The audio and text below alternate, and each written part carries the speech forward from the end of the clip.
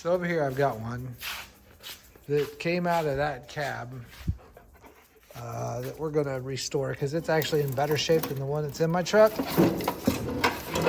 So let's get started on that. Here's the progress my son and I have made on the Volkswagen Beetle. About the wheels and tires. Everything else is junk. That's great. So this is where we're going to start today. I'll go through how to disassemble all this and clean and gaskets and all that fun stuff. So yeah, let me get a thing and we'll get into it. All right, so I like to take the blower motor out first, just to see what's in there. So I have a feeling that I have, at some point, this has been an apartment. And if you're pulling one of these out of a junkyard or something, like I took one out of a truck in a junkyard and thought, oh, it'll be good to go. I'll just use it as is. Yeah, well, once you start blowing hot air through these things, mice nests, they smell real nice. So, yeah, you know, might be worth taking it apart to check it out. Oh, is this whole video gonna go as good as it is already? Let's hope.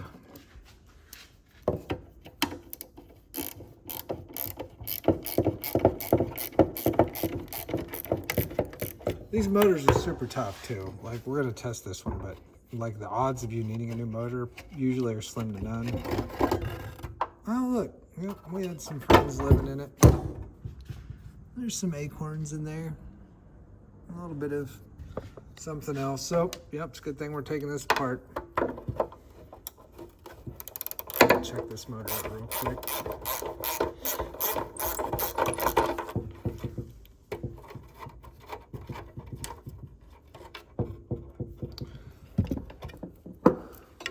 So that's the first thing I take out. And this motor,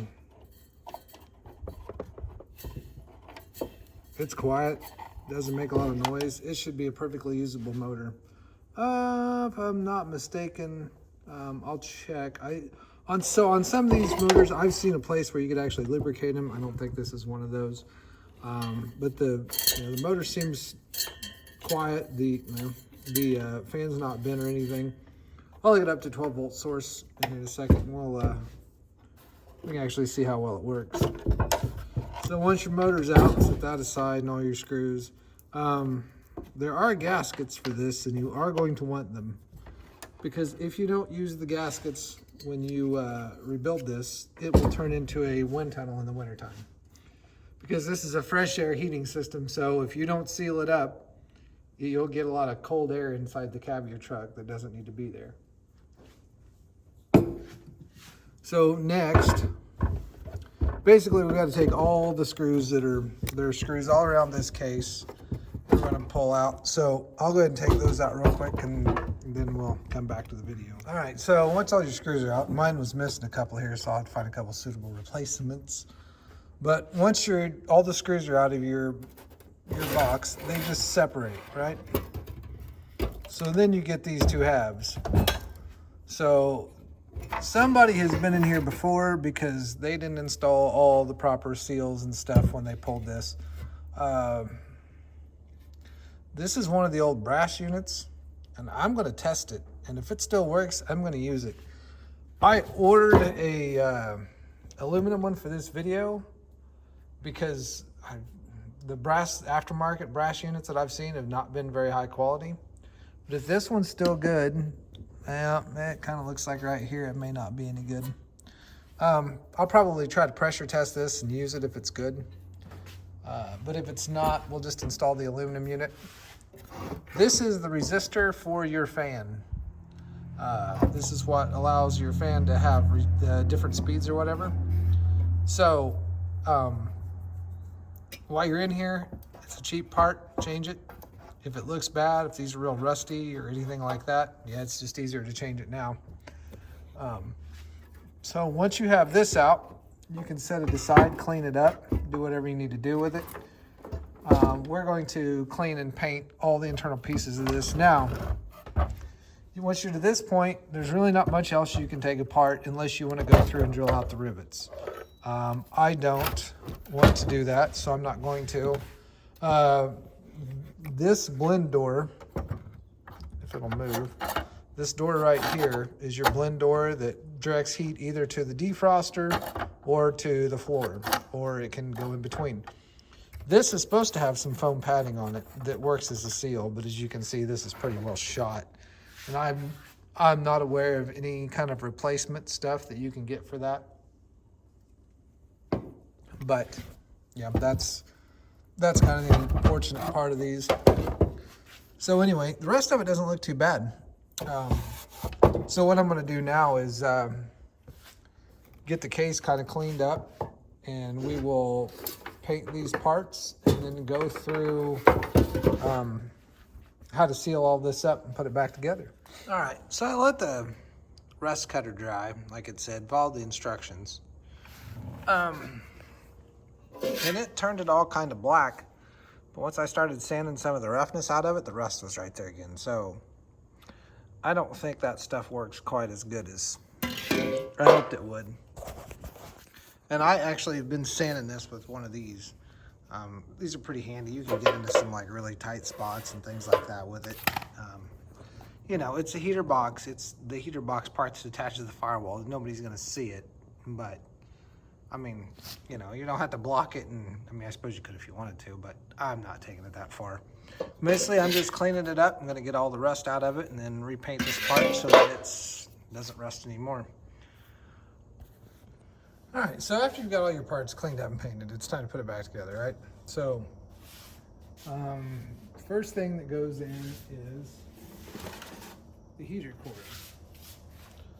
Okay, so it goes in just like, it's gonna be a little hard to see, but it just drops down into the box, and it's not a super tight fit or anything like that, right? After that, your kit, and this is a Dennis Carpenter kit. That block literally sits there. I've seen them taped on before, but you won't really need to tape it on unless you're installing it while, you know, it's at a weird angle or something.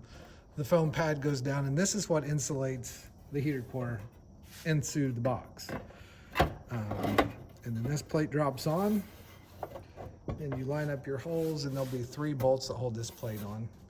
Let me get the appropriate sized driver real quick, because I forgot to have that ready.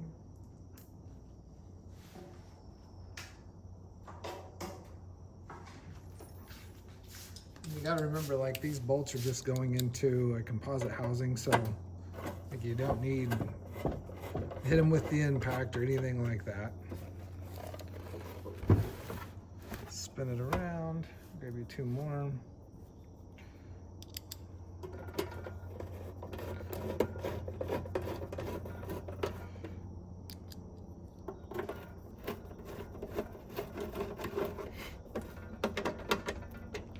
Snug those up.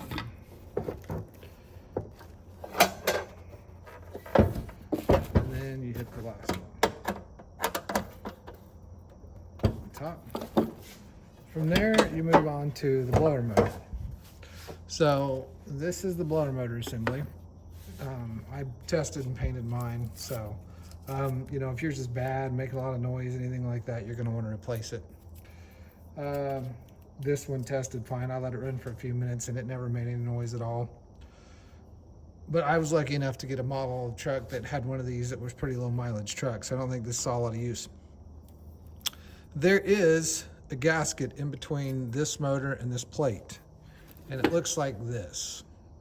I'm not changing mine, but you may want to on yours. These motors are actually clocked also. You can see it's a lot thinner here than it is at the top, and that matters when it goes into the box. When you go to install it into the box, you'll get a gasket that'll take a gasket like that. And that just goes on. Let me see if I can move some stuff around here. So that goes on the gasket, goes like this. The thin side, I believe it faces that way. No, I'm wrong. Okay, how does this gasket go?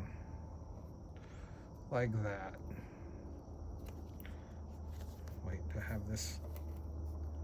Okay, so I think I had it upside down. I believe it does go this way. Yeah, there you go. So it goes like that, right? And then your motor goes in the same orientation. And yeah, that's right, because you'll want your wires coming out of the top of the motor when they go into the heater box. Just slide all that together. Get your screws started.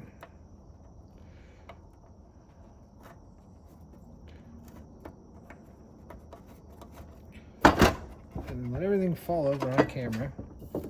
By the way, if anybody's curious, so I painted my heater box, the motor, everything. This is what I used to paint it all. I mean, the paint works okay for like interior stuff. I mean, you know, this is stuff that's protected from the elements by the interior vehicle, so it's not a super big deal. And getting these to line up can be a little tricky.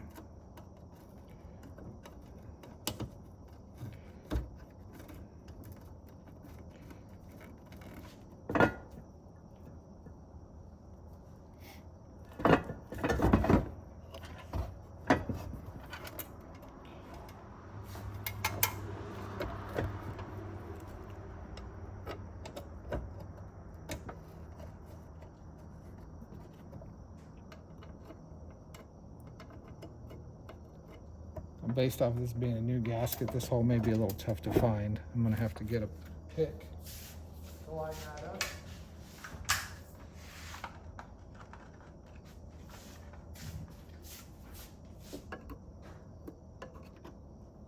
There we go. And that'll usually give you enough that you can get the bolt over there and get it started.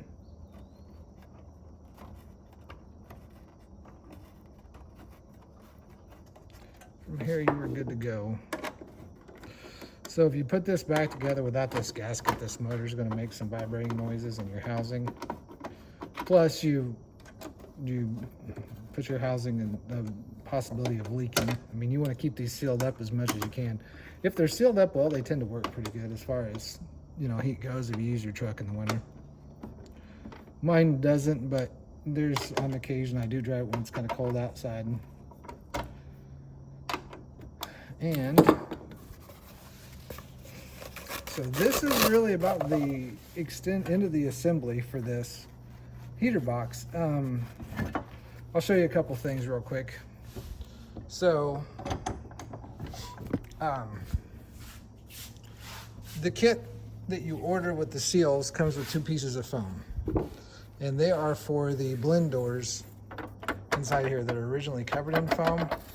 I opted not to use them because you have to end up drilling rivets out of the heater box to split it in order to get these blend doors out and glue it back on with some spray adhesive. I'm not that worried about it. I don't use it in cold weather that I need it that sealed up, so I'm gonna be okay with that. Now, one of the things, another easy tip I'll show you real quick. You know, the hardware that comes out of these can get pretty nasty after a while. There's an easy way to clean that up. And let's see. Oh, I had one that wasn't done yet, and I'm not sure where it went. Well, that's kind of unfortunate. Thought maybe it bailed for the ground. Well, I'll just show you how I make my hardware go from rusty to looking kind of like this, which is pretty clean. What you do is take your rusty hardware, knock as much rust off the heads as you can. Maybe I can demonstrate with something else. Maybe I accidentally grabbed the wrong bolt and already put it in. I don't believe so. Well, that's a bummer. This was probably the coolest part of the video. Well, not only did I miss that part, but I'm also now missing one of the screws that I need to put this thing back together. So, what a great way to fill time in this video. Wait. Nope, totally not it. Okay, well, now that we've totally wasted forever looking for that screw, I'll just show you what I do. So you knock all the rust off of the head of the screw that you can, and then clean the heads with some brake clean to get any oil off of them that you've got. And then get you a bottle of this. I'm gonna put my thumb over part of the wording because I guess it's frowned upon nowadays with YouTube. But this is a cold bluing solution that you can get, you know, just Google it. My camera doesn't want to focus on it, but if you Google the name of the manufacturer, I think it's Birchwood Super Blue. They make it for aluminum, I think, and stainless and a few other things. But basically, you just dip the screw into the solution, take it right back out. Immediately spray it with some more brake clean, and you may get a little bit of white residue like this one has. If you do that, if you get the white residue on it, spray, after you hit them with brake clean, spray them with WD-40, and then if you get the white residue on them, all you have to do is just take a towel and it'll wipe right out of there. My camera's doing everything it can to not focus tonight, but the white residue will wipe off. Now, the thing about this is it's about like the factory coating.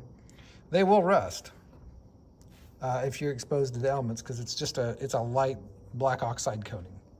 And so they'll rust if you expose them to the elements, but on the interior of a vehicle, it's not that big a deal, right? Like, I mean, you're not gonna, if you got water coming in your car bad enough that you're soaking the bolts on the heater box, you've got bigger problems than rusting bolts. But it's a nice way to clean up factory hardware and make it look a lot better. So, yeah.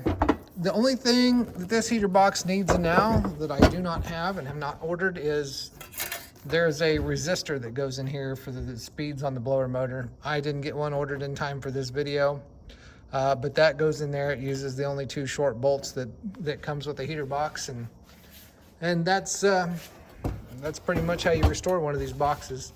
I'm going to be putting that box into the new cab once it's painted and on, but hopefully if any of this video or some of this video was halfway helpful to people, and yeah, if you have any questions, just post them in the comments. Thanks for watching. Okay, so I found the missing bolt. So we're just gonna do that real quick, and I'm gonna slide in here at the end of the video.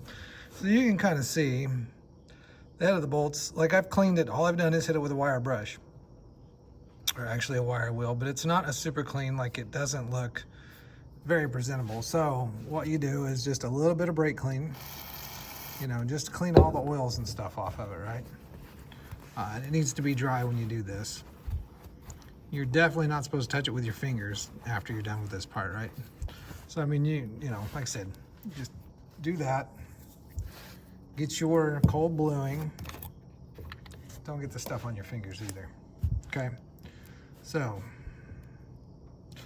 that is the, you know what, let me grab some light real quick, because that's gonna make this look a lot better.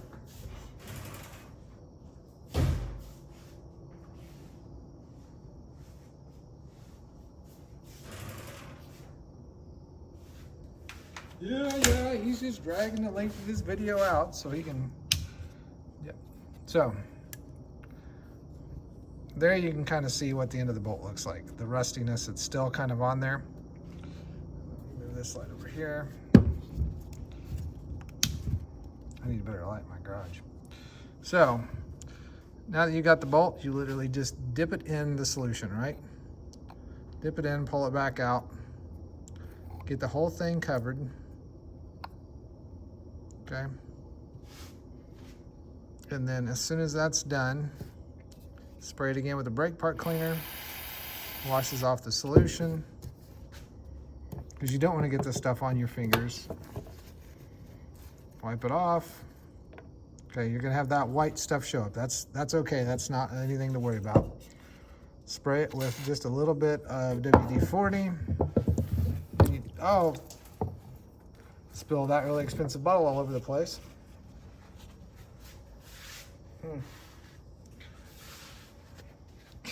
Should have quit when I was ahead.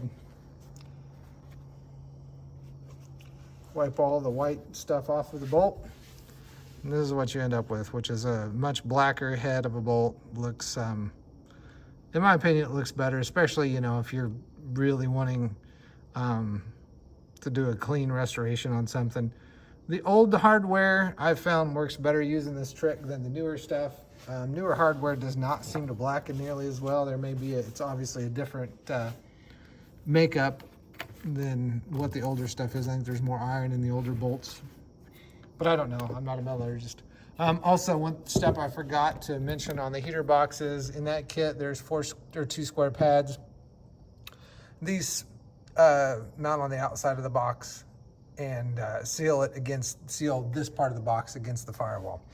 So anyway, hopefully that's helpful to somebody. Like I said, I've done hardware like that before, and I just think it looks a lot better. It'll work on the underhood hardware, like the fender bolts that run down the inner fenders and stuff like that. It's a nice alternative to like cleaning the bolts and trying to paint the bolts, because the paint will chip off when you try to tighten it down. This stuff won't chip off. And like I said, a little bit of WD-40, and then if you're super particular, you can oil the heads of your bolts every once in a while to keep them from rusting. But anyway, thanks for watching, guys.